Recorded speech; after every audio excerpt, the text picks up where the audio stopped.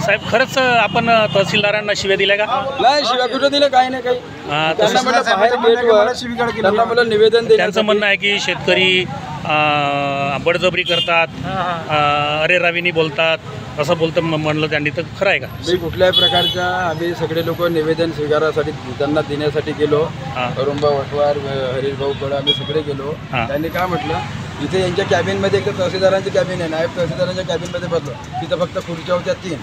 त्यांना म्हटलं तुम्ही गेटवर निवेदन घेण्यासाठी चला, तर ते नाही इथेच बसा इथेच बसा. मला घाबरू नका तुम्ही, आम्ही तुमच्या सोबत. शेतकरी वर्ग नक्षलवादी नाही आहो मी, तुम्ही गेटवर चला. मग जेवढ्या निखाडच्या नावाचा नायब तहसीलदार हा जास्त बोलू नका, अमुक नका धमुक करा, मालकासारखा वागायला लागला. तो मालक हो गया तहसीलचा, तो एवढंच बोलला. शेवटी मग त्यांना आणलं गेटवर आणि निवेदन दिलं. निवेदन शेतकऱ्यांसोबत मालकशाहीसारखं वागणं योग्य नाही त्या नायब तहसीलदारची.